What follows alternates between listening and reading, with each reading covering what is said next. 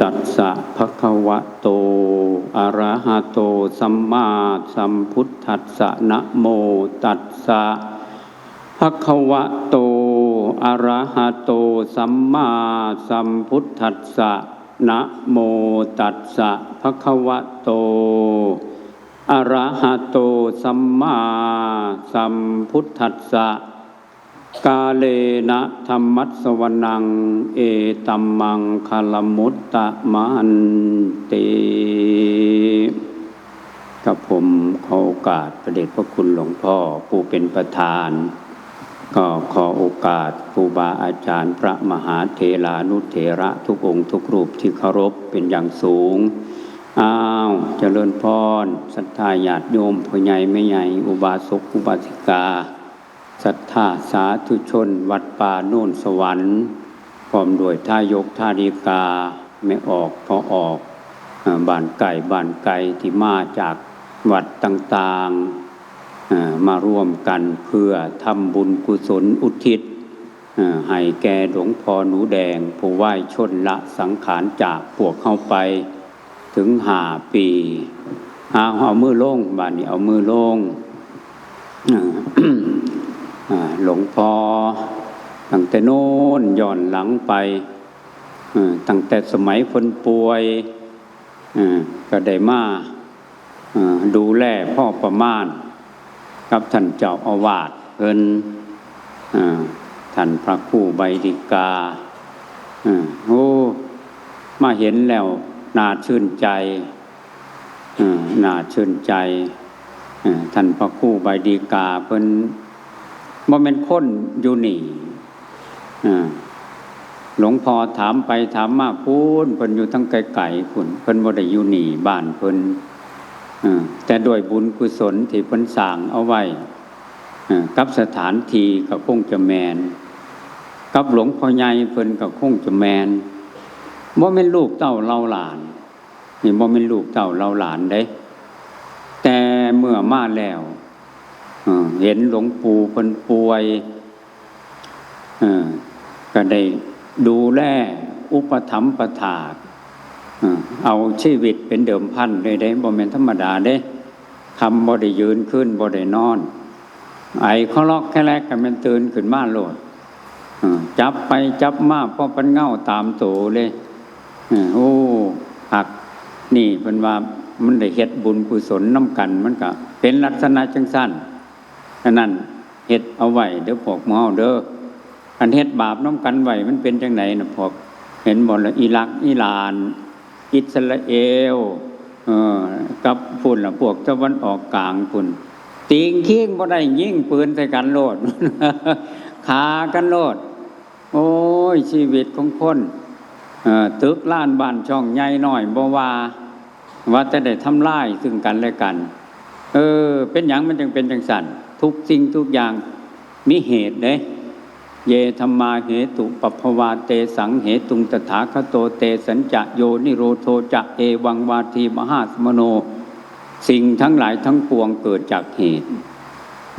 สิทุกข์ก็เพราะเหตุแห่งทุกข์มันมีจะสุขก็เพราะเหตุแห่งสุขมันมีสิวุ่นวายมันก็มีเหตุแห่งความวุ่นวายมันก็เป็นลักษณะจังซั่นนั่นคือลักษณะที่บ่มีศีลบ่มีธรรมบ่มีความเมตตากรุณาบ่มีความรักสามัคคีดีต่อกันคันว่ามีศาสนาบ่หมั่นใจบ่วาน้ำเขาแล้วตัวนั้นแต่สำหรับบ้านเฮาเมืองเฮาคือลักษณะจังซี่ล่ะนี่ลักษณะจังซี่ท่านพระครูใบดิกาเพิ่นมานี่โอ้ยเพิ่นก็อยู่เป็นป่าเป็นดงจักทุกข์จักยากแต่มาอยู่กับหลวงพ่อเพิ่นก็อยู่เลยนี่มีบุพเพเพิ่นว่าปุพเพจกตปุญญาตาเคยเฮ็ดบุญร่วมกันเอาไว้ฉะนั้นเฮ็ดเอาไว้เด้อพวกหมู่เฮาเด้อเฮ็ดเอาไว้เกิดชาติใดพบใดเฮาก็สิได้มาเฮ็ดร่วมกันจังซี่อันนี้คือบุญเก่าเฮาได้สิบอกให้บ่แม่นเพิ่งมาเฮ็ดมันมีเหตุตัวอดีตชาติพบใดปางใดชาติใดบ่ฮู้จักที่เฮาทั้งหลายได้ทำดีต่อกันเฮาทั้งหลายก็ได้พูดดีต่อกันเฮาทั้งหลายได้คิดดีต่อกันเฮาทั้งหลายได้ร่วมสร้างน้ำทำบุญต่อกันและกัน มันก็เลยได้มาร่วมอีกหน่อยบ่หลายหลายบ่หน่อยบ่หูจักล่ะแต่มันได้ร่วมกันแล้วก็เลยได้ร่วมกันไปฉะนั้นท่านพระครูใบดิกาเพิ่นมาอยู่นี่เพิ่นก็เฮ็ดกับหลวงพ่อใหญ่เพิ่นอุ้ยหลวงพ่อมาเห็นลังเทียนี่หลวงพ่อยืนเบิ่งอยู่ไกลๆเสร็จน้ำมูกเสร็จน้ำลายเสร็จบาดเสร็จแผลหลวงพ่อเพิ่นติดอยู่ในเท้าของเพิ่นมันพองขึ้นมานะเป็นน้ำหนองเป็นหยังเยิ้มไหลหลวงพ่อยังยืนเบิ่งอยู่ไกลๆนี่หลวงพ่อยังน้ำตาไหลไปน้ำโอ้จารย์เสิร์ชสาธุเด้อหลวงพ่อคิดในใจเด้สาธุเด้อเกิดชาติใดพบใดอาจารย์เสิร์ชจะได้มีโรคมีภัยไข้เจ็บเด้อคันเป็นเป็ดก็ให้มีผู้มาเบิ่งมาแย่งหลวงพ่อยังคิดในใจเห็นเพิ่นเก็ดกับคู่กับอาจารย์แล้วมันซื่นอกซื่นใจฉะนั้นพวกหมู่เฮาทั้งหลายเด้อนิมิตตังสาธุรูปานังเพิ่นว่ากตัญญูกตเวทิตาความกตัญญูเป็นนิมิตหมายของคนดีเมื่ออยู่เฮาก็เฮ็ดดีน้ำกันเลี้ยงกันไปดูกันไปดูแลคุณบิดามารดาพ่อแม่ครูอาจารย์ยังต่างๆเมื่ออยู่ก็เลี้ยงกายเพิ่นว่าเมื่อตายก็เลี้ยงจิตวิญญาณทำบุญอุทิศให้ท่านคือมื้อนี้ล่ะเฮามาเฮ็ดบุญอุทิศให้หลวงพ่อเพิ่นก็สิไปของเพิ่นน่ะหากเพิ่นขึ้นไปบนสวรรค์ชั้นดาวเพิ่นดึงไปพุ่นก็แล้วแต่เพิ่นของเฮาเฮ็ดไปนี่ถือว่าเฮาได้ทำหน้าที่ของลูกศิษย์ลูกหาพระเจ้าประสงค์หลายองค์หลายท่านก็จะฮู้จักหลวงพ่อเพิ่นเป็นลูกศิษย์ลูกหาห่างๆไปญาติโยมก็คือกันเอามาร่วมกันเฮ็ดจังซี่ล่ะโอ้ยจะมันดีหลายนี่คือคุณธรรมนี่คือคำสอนของพระพุทธเจ้าจะเป็นบุคคลผู้ที่เจริญเอิ้นว่าจังซั่นได้เฮ็ดเอาไว้เด้อเพิ่นเรียกว่ากรรมดีส่งผลดีทำดีเกิดผลดีทำชั่วเกิดผลชั่วทำหว่านพืชเช่นไรย่อมได้รับผลเช่นนั้นค่ำนี่พูนหลวงพ่อไปอยู่น้ำกะเลียงพุ่นไปอยู่พุ่นหลายหม่องแค่ค่ำเดียวโอ้ยหลวงพ่อบ่อึดบ่อยากเลยเด้ไปอยู่น้ำเช่าป่าเช่าเขาหลวงพ่อเว้าได้นิดๆหน่อยๆคำว่าทำดีได้ดีทำชั่วได้ชั่วนี่แหละทำบุญได้บุญทำบาปได้บาปมือกอกามาตะเกดีเดนะเกมาบุตะเกดึเกเนาะว่าจังซี่เด้พวกเขาทั้งหลายทำดีมันสิได้ดีเด้อบอกมันจังซั่นคันทำบาปมันสิได้บาปเด้มาตะเกอมืออกคือสุขใจสบายจิตมาได้บะตนะตะกรีคันเฮ็ดบาปมันสิเป็นทุกข์กายทุกข์ใจเด้ว่าซั่นโอ้ยผู้ลางคนมันฟังมันน้ำตาไหลพุ่นเด้กะเลียงมันบ่เคยฟังมันบ่เคยฟังแม่นแท้หลวงพ่อเป็นพระอีสานนี่ไปเว้ากะเลียงได้โอ้ปันพ่อปันแม่มันพุ่นบ่แม่นธรรมดานี่ถ้าเว้าได้น่ะถ้าเว้าได้ขนาดว่าเป็นคิดทั้งหมู่บ้านนี่เป็นคิดหมดหมู่บ้านโอ้ร้องมองกันน่ะไปปากกดยามมื้อเช้าไปบิณฑบาตพอแต่ไปบิณฑบาตมีนางหนึ่งมันก็ห้องมันใส่เฮาตู้เดอะบับพุทธเดอะบักคริสว่าบ้านนี่บ่นับถือพุทธนับถือคริสต์มันว่าจังซั่นแล้วมันบอกจังซั่นเฮาบอกว่าบักคริสต์บักพุทธเดอะบัตตนอมิบาเลิกเลยพระเยซูนี่มาบูบำบัดตาเกว่าซั่นเฮาบอกว่าสิแม่นคิดสิแม่นพูดแม่นคิดบ่เป็นหยังดอกพระเยซูเพิ่นก็สอนดีทั้งนั้นโดยเฉพาะพระเยซูนี่แฮงแต่ทำบุญตักบาตรดีมันต้องรุ่นฟ้าวเอาจานไปใส่เข่ามาใส่บาตรนี่เฮาบอกว่าพระเยซูนี่ทำบุญตักบาตรดีคืออย่างเดียวว่าแล่นไปเอาเข่ามาใส่เลยนั่นเป็นจังซั่นพูดดีมันก็เป็นจังซั่นคิดดีนำพร้อมเด้เป็นจังซั่นฉะนั้นเฮาทั้งหลายเกิดมาถือว่าบุญหลายสายยาวเด้อไม่ออกพอออกเข้าเด้อทุกสิ่งทุกอย่างไม่เที่ยงแท้แน่นอนไหนจะบอกให้ไม่เที่ยงแท้แน่นอนหมู่เจ้าเคยคิดบอกว่ามันสิมีโรคโควิดมาบ่เคยแต่ก่อนเพิ่นบอกว่าโรคร้ายเพิ่นว่าโรคฝีดาษต่อมาเพิ่นว่าโรคอีหยังโรคเอดส์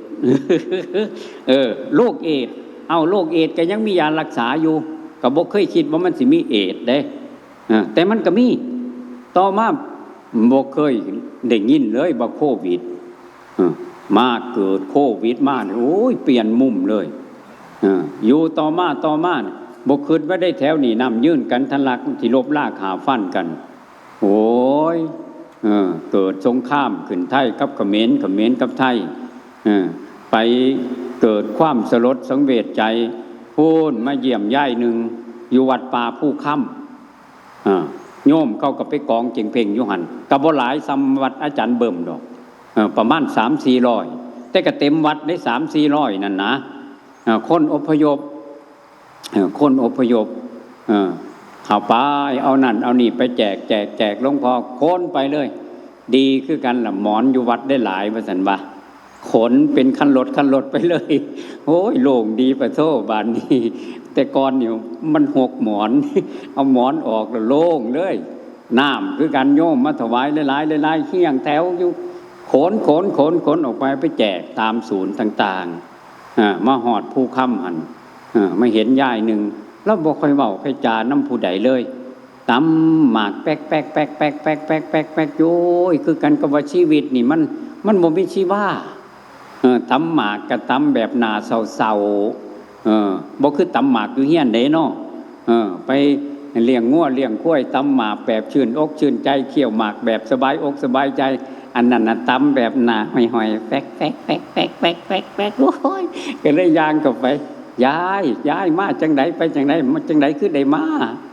โอ้ยหลานมันพามาว่าแต่ลูกปืนมันปึ้งว่าหลานมันจับแขนแล่นเลยแล้วว่าว่าแต่เสียงปึ้มหลานมันกันหักย่ายมันเนาะก็จับแขนแลนโหลดแล้วว่าโอ้ยเกียบตายอัน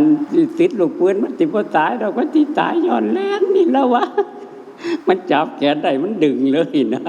ดึงแลนสูกขึ้นรถไปย้ายขึ้นรถโอ้ยแล้ววะ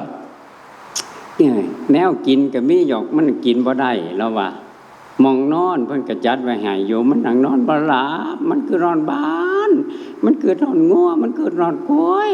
ขาน้อยก็ได้เสียมาตัวเดียวกับสินตัวเดียวนี่แหละเว้ามาจะเป็นโอ้ยเลี้ยวอกเลี้ยวใจหลวงพ่อรู้ว่าโอ้ยเราให้บ้านนี้โอ้ว่าจะลดสังเวชใจนะโอ้ยชีวิตของคนพัดบ้านพัดเมืองวันนี้แม้อันนี้แหละมันสิเป็นแต่ว่าเป็นแล้วอย่าไปซ้ำไปตื่มกันเด้ไม่ออกเด้อสมน้ำหนามันแน่ที่จะพูดว่าถือกูตั้งไปสมน้ำหนาก็บ่ได้อีกเด้มันสิเป็นกรรมเป็นเวรกันต่อไปอีกอย่าไปเฮ็ดตัวนั้นอย่าไปคิดให้คิดดีเอาไว้พระพุทธเจ้าเพิ่นบอกว่าคิดดีน้ำกันคิดดีน้ำกันพูดดีน้ำกันเฮ็ดก็เฮ็ดดีน้ำกันไปมันชื่นอกชื่นใจได้คำว่าดีนี่ตัวดีนี่แหละมันสิก่อให้เกิดคำว่าบุญมันสิเกิดสุขอกสุขใจขึ้นมานั่นนะโอ้คำสอนของพระพุทธเจ้าเพิ่นสอนไว้นี่ดีนั่นล่ะมันเวลามันสิเกิดมันก็เกิดร่วมแล้วนี่คืออนิจจังชีวิตนี้มันไม่เที่ยงจริงๆเวลามันสิเป็นมันก็เป็นต่อไปต่อมาเห็นบอกเขาเกิดสงครามตะวันออกกลางพุ่นน้ำมันมาแพงอยู่บ้านเฮาพี่บ้านนี้โอ้ยตายแล้วหลวงพ่อไปเทศไกลก็บ่ได้วันนี้บอกไม่ออกโอ้ยไปไกลบ่ได้เด้อไม่ออกเพราะว่าที่เขาไปเติมน้ำมันเขาก็เขียนไว้ละขอเอาไปค่าน้ำมันหมดมันว่าโอ้ย2-3 หม่องก็เติมบ่ได้มึงพูดมาไปขอนแก่นพุ่นหลวงพ่อหนายเพิ่นจมว่าซั่นโอ้ยมันเติมไม่500แล้วว่าไปฮอดอุดรขอนแก่นพุ่นเติมให้500ว่านี่แม่แต่ใครแน่หลวงพ่อไปเถียงเปลี่ยนโอ้ยบ่ได้หลวงพ่อสิไปเทศไกลว่าซั่นว่าบอกมันจังซั่นนั่นนะอย่างน้อยต้อง1,000เด้ออีหลาเด้อว่าซั่นก็บอกมันจังซั่นนะมันก็เติมให้จ้าหลวงพ่อมันว่าไปเถียงเติมน้ำมันนี่แหละมันสิเป็นมันเป็นลักษณะจังซี่ฉะนั้นร่วมแล้วว่ากรรมมุนาวัตติโลโกเด้สัตว์โลกมันก็เป็นไปตามกรรมตกหม่องดีเฮาเฮ็ดดีเอาไว้โอ้ยคือจังมันสิบ่เป็นหยังบัดตกหม่องมันกรรมมันมาถึงเพิ่นเรียกว่าวิบากไม่ออกวิบากบัดมันมาถึงนี่โอ้ยคือจังมันซ้ำมันเติมตัวเจ็บท้องมาไข้มาปกติรถล่ามันก็มีอยู่ปกติหลานก็อยู่ใกล้ผู้นั่นก็อยู่ใกล้ บัดเจ้าของเป็นอีหยังกับบ่มีมาอยู่บ้านนี่ฝนก็ตกรถก็บ่มีไปโรงพยาบาลก็บ่ได้โอ้มันเป็นตัวไม่ออกโอ้กรรมนี่มันเป็นจังสิตัวนี่คือกรรมสิไปถามว่ากรรมไผว่าซั่นร่วมแล้วว่าของไผของมันเด้กรรมนี่ของไผของมันผู้ใดเฮ็ดผู้นั้นได้ฉะนั้นเฮาเรียกเอาโลดตอนเฮายังมีชีวิตเด้อจงเรียกทำสิ่งไหนดีๆเฮ็ดไว้สิได้รับตอนไหนอย่าไปถามเพิ่นทรงให้เองว่าแต่เฮ็ดคือกันกับความขี้หายไม่ออกคือกันกับความขี้หายคือกันกับบาปนี่นะไม่ออกไปเฮ็ดบาปไม่ออกเคยหยาดน้ำบอกว่าโอ้ยสาธุเด้อขน่อยเฮ็ดบาปนี่สาธุให้ขน่อยได้บาปเลยไม่ออกว่าบ่ได้ว่าเลยแต่ว่ามันต้องได้กระเด็ดมันเป็นจังซั่นเวลากินข้าวสาธุเด้อให้ขน่อยอิ่มเด้อว่าซั่นว่าบ่ต้องกินไปมันอิ่มเองดอกมันเป็นของมันลักษณะจังซั่นนั่นนะฉะนั้นพวกเขาทั้งหลายจงทำเอาไว้กรรมดีกรรมมุนาวัตติโลโกสัตว์โลกเป็นไปตามกรรมเมื่อพูดมาถึงมองหนีโอ้หลวงพ่อที่เปรียบเทียบว่าโอ้เพิ่นเฮ็ดดีเอาไว้ผู้นั้นเพิ่นเฮ็ดดีเอาไว้เพิ่นได้รับจังสั่นผู้นี้เฮ็ดจังสี่ได้รับจังสี่วังใหม่ๆวังหันวันที่22หลวงพ่อกลับมาจากเมืองจีนกลับมาแล้วก็เลยพัฒนาวัดพาญาติพาโยมไปเฮ็ดอยู่วัดป่าวิเวกนะไปเฮ็ดอยู่วัดป่าวิเวกเฮ็ดไปเฮ็ดไปมันแล้วเรียบร้อยสั่งไม่ออกพอออกกลับบ้านซะพวกหมู่เจ้าหมู่นี้แล้วแต่เว้นโอ้มี3คนถือขันดอกไม้พาป่าพาดงเขาไปหาหลวงพ่อเก็บนั่นเก็บนี่อยู่แนมเบิ่งสีหน้าแววตามันหู้เด้คนมีความทุกข์มีความสุขมีความเบิกบานหรือมีความเศร้าหมองในใจนี่วัดแต่แนมเบิ่งมันเห็นโลดมันเป็นของมันเองบ่ได้จับผิดคนเด้บ่ได้จับผิดอันนี้แนมเบิ่งเอาหูจักเลยโอ้ยเป็นจังได๋น้อบ้านนี้ขอแค่มาเลยเอิ้นถามแม่ออกมาจังไหนล่ะพากันมาจังไหนคือถือขันดอกไม้บูป่าบูดงมาคือบ่ล้ออยู่พุ่นโอ้ยล้อบ่ได้หรอกหลวงพ่อว่าซั่นว่ามันเป็นจังไหนคือสิล้อบ่ได้โอ้ยเว้าแล้วก็เว้าแล้วมันก็อยากไห้ขึ้นมาโลดมันเหลียอกเหลียใจน้องก็น้อยตายมันอายุยังหน่อยอยู่เราว่าอายุมันเท่าไหร่ล่ะอายุมัน34อายุ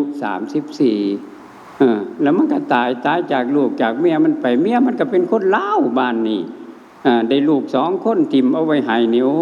ยตายละบัดนี้ขน้อยแล้วว่ามันทิ่มลูกก็ไว้ให้2คนมันเป็นจังไหนมันคือตายก็เลยถามโอ้ยมันกำลังกินก๋วยจั๊บอยู่แล้วว่านั่งไปนั่งมาก็หน้าเขียวเข่าก็เลยฟูบลงหันย่านแล้วโศกเศร้าหลายเลยหลวงพ่อก็เลยว่าห้วยมันมีบุญหลายอยู่ได้บักกันนี่มันกินอิ่มแล้วมันตายก็เลยว่าจังซั่นนะเราก็เลยยิ้มมาจักหน่อยนึงเจ้ามันสิได้ตายจังสี่บ่ก็เลยว่าพุ่นลงคดมันล่มหมอนน้องเสียเป็น3ปี4ปี5ปีพุ่นโตมันยังตายอันนี้มันกินก๋วยจั๊บแซ่บๆแล้วมันตายโอ้ยปัญหาที่ไหนอีกก็เลยว่าจังซั่นนะมันบ่แม่นจังซั่นติล่ะหลวงพ่อโอ้ยตายไปแล้วผู้เฮ็ดงานเฮ็ดการก็สิแม่นขน้อยนี่ละติละอีหยังมันก็บ่มีเมียมันก็บ่มีลูกมันก็อยู่บ่เป็นนั่นล่ะว่าซั่นมันกำลังน้อยๆนึงว่าซั่นโอ้ยคือสิเอาไว้คืนเดียวตายมื้อนี้เผามื้ออื่นคิดเบิ่งไม่ออกเลยบ้านนี้เป็นหยังมันคือสิเอาไปเร็วแท้มันคือสิเผาเร็วทำเร็วแท้มันบ่มีหยังหลวงพ่อฟังคักๆเด้มันบ่มีอีหยังเลยบ่มีอีหยังเลยพระสินิมนต์ไปคือสิบ่นิมนต์หลายดอกเอาวัดหลวงพ่อวัดเดียวเอาวัดหลวงพ่อวัดเดียวนี่ไปสวดคืนเดียวก็พอหลวงพ่อว่าซั่นว่าเพราะมันบ่มีหยังโธ่มันคือกากแต่บัดก็แม่นอีหลีไปสวดคืนเดียวยังมื้ออื่นมาก็เอามาเผาโอ้ยประบอกประวัติก็บ่ต้องเขียนดอกจักสิไปเขียนอีหยังว่าซั่นเกิดมาแล้วมันก็ตายไปซ้ำนี่ล่ะว่าซั่นว่าโอ้ยอนาถาคักได้ไม่ออกเลยอันนี้เรื่องจริงบ่แม่นชาดกเลยเด้บ่แม่นชาดกเลยอันนี้ล่ะกรรมเป็นจังซี่ฉะนั้นพวกหมู่เฮาเฮ็ดกรรมดีเอาไว้เด้อพระพุทธเจ้าเพิ่นสอนโดยเฉพาะธรรม4ประการเอามาฝากไม่ออกเด้อธรรม4ประการเฮามีแล้วบ่อยู่ในใจพวกหมู่เฮานะธรรม4ประการตัวนี้เจริญเด้1ศรัทธาสัมปทามีบ่ มีความศรัทธาเคารพเลื่อมใสในคุณพระพุทธเจ้าคุณพระธรรมคุณพระสงฆ์บ่ถ้าเฮามีความเลื่อมใสแล้วโอ้นั่นแหละได้ที่พึ่งอันประเสริฐได้ที่พึ่งอันประเสริฐคันเฮาบ่ทันมีความศรัทธาเลื่อมใสมั่นคงในคุณพระรัตนตรัยแล้วยังบ่ทันได้ที่พึ่งเลยแม้นเฮาสิบอกว่าเฮาถือพุทธนี่ถือบัตรประชาชนออกมาถือใบสมโนครัวออกมาข้าน้อยก็ถือพุทธคือกันได้หลวงพ่อมันว่าแต่ศีลพันบ่ได้รักษาแต่กับบ่มันบ่คงปูนจักไปบนบานศาลกล่าวหม่องใดหม่องใดแน่บ่ฮู้จักแหละจังสิเป็นต้นศรัทธาสัมปทาแปลออกมาว่ามีความศรัทธาเลื่อมใสในคุณพระพุทธเจ้าคุณพระธรรมเจ้าคุณพระสงฆ์เจ้าจะได้ที่พึ่งอันเกษมเฮาเห็นแล้วบ่เห็นคุณพระพุทธเจ้าแล้วบ่เห็นคุณพระธรรมแล้วบ่เห็นคุณพระสงฆ์แล้วบ่มันคงแล้วบ่จังสินะคันบ่มันเฮ็ดจังได๋จังสิมันเฮามาหาครูบาอาจารย์ที่เขามานั่งสมาธิเบิ่งมาสวดมนต์เบิ่งมาเดินจงกรมเบิ่งมาจำศีลเบิ่งมาเฮ็ดน้ำเพิ่นนี่เบิ่งมันสิเป็นจังได๋น่ะนะเฮ็ดไปเฮ็ดมาเฮ็ดไปมันสิล่อหลอมจิตวิญญาณของเขาให้ใสขึ้นสะอาดขึ้นให้มีกุศลขึ้นกุศลแปลว่าความเฉลียวฉลาดได้ขอคิดได้สติได้ปัญญาขึ้นมามันก็เห็นเท่านั้นแหละคุณของพระพุทธเจ้าคันเฮาอยู่ตั้งแต่ทั้งในบ้านพุ่นโอ้ยจักหยังต่อหยังเด้อสิบอกให้เด้อบุญไหว้ด้วยลูกด้วยเสียงด้วยกินด้วยรสด้วยสารพัดสารเพเป็นคนลุ่มหลงมั่วเมาบัดนี้มั่วเมามันสิเป็นจังซั่นก็เลยบ่ฮู้มันเจ้าหมองอยู่ตลอดจิตใจของคนมันสิเป็นลักษณะจังซั่นฉะนั้นศรัทธาสัมปทาจำไว้เอาคันบ่มีแล้วพยายามศีลสัมปทามีศีลแล้วหรือยังทั้งศีล5ประการทั้งศีล8ประการนี่แหละนี่ศีลสัมปทาคำว่าสัมปทาแปลว่าสม่ำเสมอใดที่บอกให้คันมีศรัทธาแล้วจิตใจมันสิเบิกบานศรัทธาสาธุปฏิทิตาศรัทธาตั้งมั่นแล้วยังประโยชน์ให้สำเร็จได้นี่ศรัทธาสัมปทาศีลสัมปทานี่ก็คือกันคันมีศีลสม่ำเสมอสุขติงยันติเกิดขึ้นแน่นอนโภคสัมปทามันก็จะค่อยเกิดขึ้นมามันจะเป็นลักษณะจังสันนิพพุติงยันติชีวิตของบุคคลผู้นั้นสิบ่มีเวรมีภัยกับภัยเวรภัยก็สิบ่เกิดกับชีวิตของบุคคลผู้มีศีลมันสิเป็นลักษณะจังสันเด้ศีลสัมปทาเป็นผู้มีศีลจาคะสัมปทาเป็นผู้ให้เป็นผู้เสียสละเสียสละบ่แม่นเห็นแก่โตเด้